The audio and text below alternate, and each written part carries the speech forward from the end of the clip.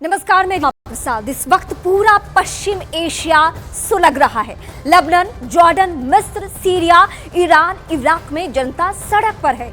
Iran में parliament में Israel और अमेरिका के खिलाफ नारे लग रहे हैं। इन देशों के लोग इजराइल के खिलाफ युद्ध लड़ने की बात कह रहे हैं। इन सब के बीच अमेरिका की राष्ट्रपति इस वक्त तेल अवीव में मौजूद हैं, यानी इस्राएल में हैं। उन्होंने प्रधानमंत्री नेतन्याहू से करीब 1 घंटे की मुलाकात की और इस मुलाकात के बाद जो ज्वाइंट स्टेटमेंट जारी हुआ उसमें संदेश साफ है, इस्राएल के पीछे अमेरिका खड़ा है। और ये ने इस मीटिंग की बड़ी बात तो ये रही है कि जो बाइडेन ने अपने पूरे बयान में, पूरे स्टेटमेंट में फिलिस्तीन की कोई बात ही नहीं की है। ना ही बाइडेन इस दौरे में फिलिस्तीन के नेता से मिल रहे हैं। नेतन्याहू के तेवर अभी भी बेहद सख्त है। उन्होंने एक बार फिर दोहराया, हमास को खत्म करने की बात कही है उन्होंने। ऐसे में सवाल ये उठता है कि हमास के खिलाफ लड़ाई पूरे पश्चिम एशिया, क्या हमास के खिलाफ शुरू हुआ युद्ध महायुद्ध में तब्दील होने जा रहा है? इसी पर आज का सुलगते सवाल।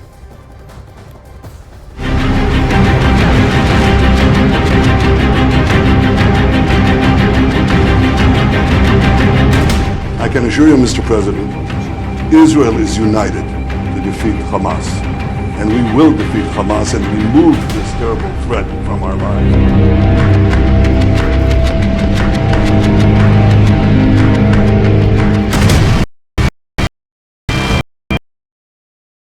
Evils that and atrocities that make ISIS look somewhat more rational.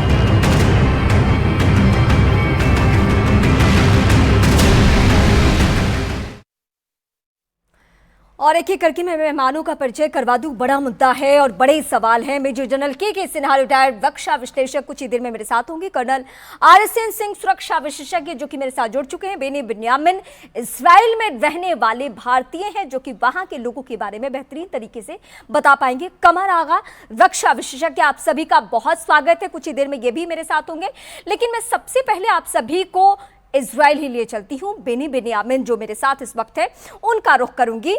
RSN Singh sir का मैं सबसे पहले रुख करूंगी। सर, अभी से कुछ ही देर पहले सीधे अमेरिकी राष्ट्रपति वहां पहुंचते हैं और स्टेटमेंट बड़ा आता है हमास के खात्मे को लेकर। लेकिन एक नई बात और बड़ी बात क्या होती है? फिलिस्तीन का कहीं कोई जिक्र नहीं, किसी नेता से मुलाकात नहीं, किसी से फोन पे बातचीत तक नहीं। ये युद्ध का रुख कहां होने जा रहा है?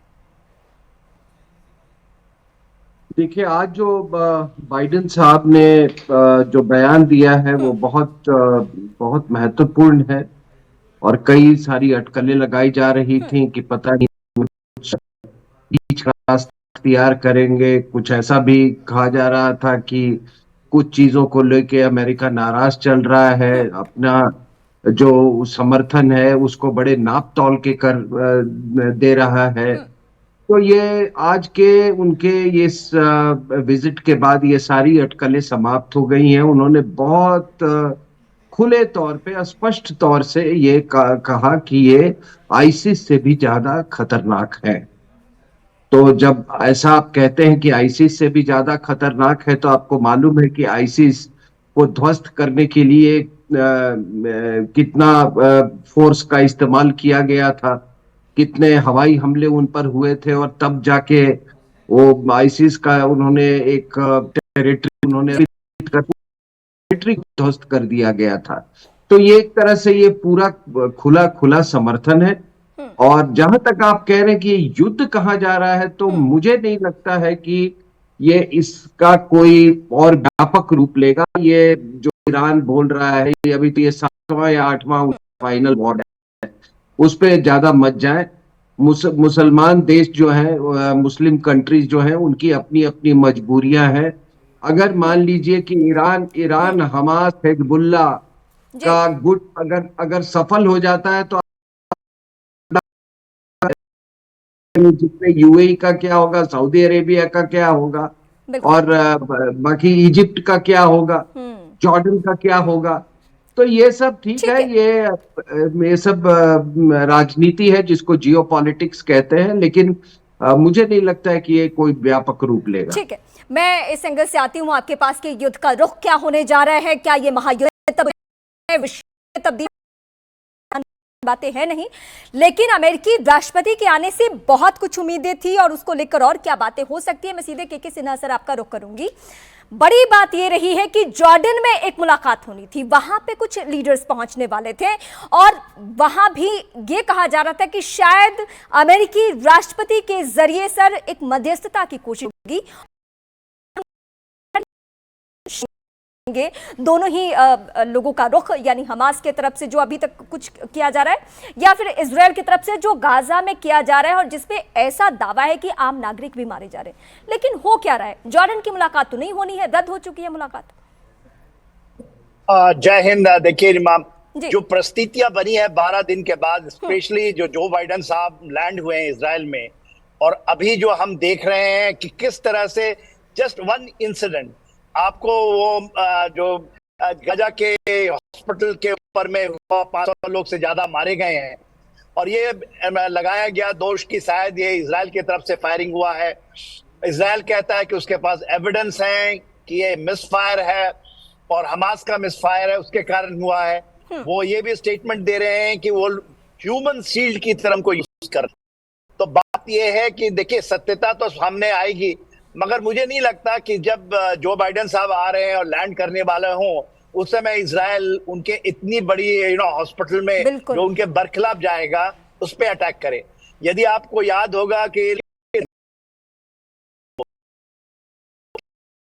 हॉस्पिटल पे उसके ऊपर में उनका अटैक हुआ था और वो हुआ था, उसको उन्होंने जस्टिफाई किया था कि हाँ हमने अटैक किया है जो उनका हॉस्पिटल में, और वहां से एंट्री है, उनके टनल का एग्जिट है, तो उसके कारण हुआ है। देखिए क्या हो रहा है, ये ना तो महायुद्ध में बदलेगा, ना जिस तरह से परिस्थितियां वो चाह रहे थे कि बने, और पूरा जो इस्लामिक